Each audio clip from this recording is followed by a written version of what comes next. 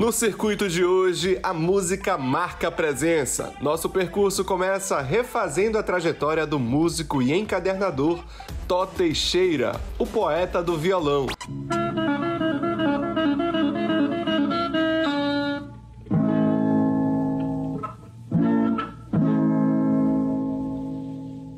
Deste homem simples, há uma alma sensível a todas as manifestações da arte. Há uma inteligência que vibra pelas nossas coisas. Há um coração que pulsa por tudo que aparece. Essa alma, essa vibração, esse entusiasmo, ele traduz no seu instrumento predileto, nesse violão, que guarda dentro de si o que o Tó Teixeira tem de melhor. A sua inteligência de artista, a sua sensibilidade de paraense.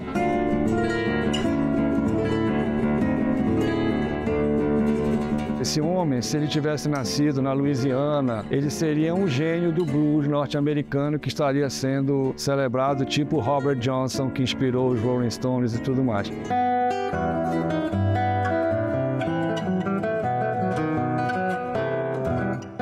Quem era Tó Teixeira da Amazônia, do bairro do Marizal, do bairro dos Pretos? Aquele homem era uma potência, era um dínamo que produzia cultura.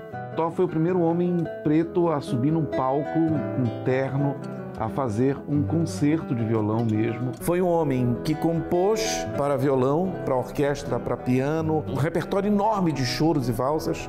E foi o Tó Teixeira, na nossa região, quem olhou para o violão de uma maneira diferente, né? Ele olha para o violão e começa a pensar no violão como um instrumento que tinha a possibilidade de tocar outras músicas, como sonatas de Beethoven, como alguns trechos de Os Prelúdios de Chopin. Um agente do mundo afro-indígena amazônico em meio a um cenário belepoquiano. Uma Belém que começa a negar a estrutura social, espacial e urbana do que foi a Belle Époque.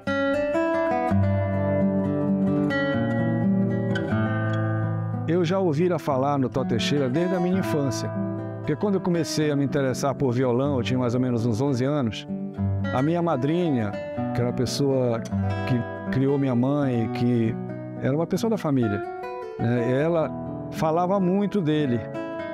Ela era preta, como ele também, e possivelmente deve ter nascido também aqui no Marizal. E ela comentava muito: tu tem que fazer aula com o Tó Teixeira. O Tó Teixeira, ele era professor, porque ele dava aula de violão. Ele dava aula efetivamente na sala da casa dele, né? Tem várias fotos, vários registros, né, dele dando aula. E ele tirava as fotos com os grupos maiores no quintal da casa dele, que era bem arborizado. O Tó Teixeira, ele percebia quando o aluno tinha condições ou não. Então ele dizia: aquele discípulo que no prazo de 6 meses não fizer 3 acordes ou um estudo, pode quebrar o violão e encerrar a carreira, que este não tocará nunca. Mas assim mesmo, está escrito. Está escrito. Eu não tinha noção de qual a dimensão era o Tó Teixeira. Quando começamos a frequentar lá, daí nós víamos, ele tinha um acervo dele e fotos, muitas fotos de pastorinhas, pessoal de pássaros, sabe? Era bem mesmo folclórico, né? Regional. E ele tinha peças e peças lá. Algumas coisas intrigantes tinha lá no acervo dele, as fotos, e tinha um baixo de 3 cordas. Eu digo, como é que esse homem tocava isso aí? As cordas eram de tripa de carneiro. Aí nós fomos, vamos lá na casa do Tó Teixeira. Ó. Chegamos lá e recebeu a gente muito bem, né? Aí a gente conversa agora, a gente doido pra beber, mas era só cafezinho, só no cafezinho. Aí o papo vem, o Geraldão que tocava com a gente, violão de 7 cordas, ele pegou o violão dele e perguntou pro seu Tó, perguntou pra ele: seu Tó, você já viu isso aqui? Aí você é um violão, às vezes aqui tem 7 cordas, eu toco violão de 7 cordas. Aí ele olhou pra ele e disse: eu toco um de 8, eu toquei um de 8.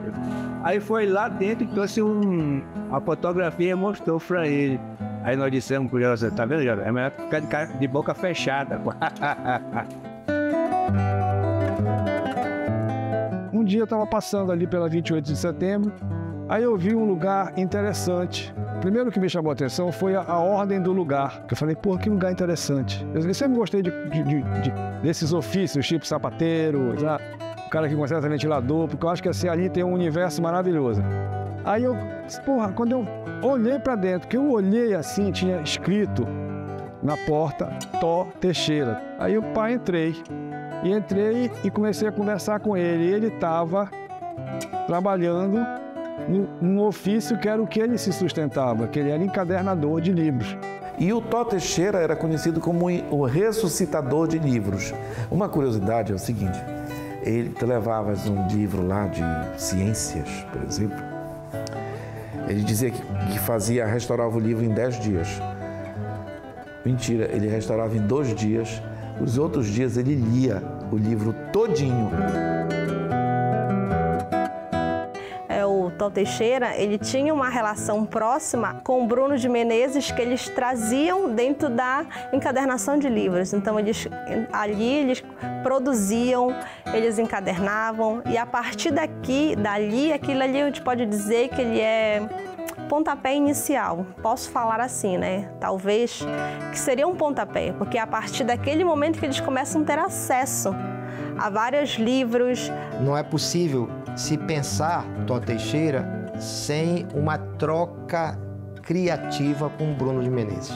O Bruno é, para a literatura dessa época, né, o que o Tó será para a música. Se você pega um poema como Chorinho, do Bruno, para mim é um poema que ele faz embebido, mergulhado nessa atmosfera tó teixeiriana. Tó Teixeira nunca frequentou um banco de escola. Ele se alfabetizou. Ele se instruiu lendo os livros que ele restaurava na oficina dele, junto com o Bruno de Menezes. Então, a trajetória do Tó como pessoa para querer, a sede de conhecimento que ele tinha, o visionário que ele foi, fez com que essa história dele, volto a dizer, fosse muito mais profunda do que simplesmente uma história de um compositor de músicas para violão. E foi assim que eu fotografei o encadernador, que tinha uma alma de músico gigantesca.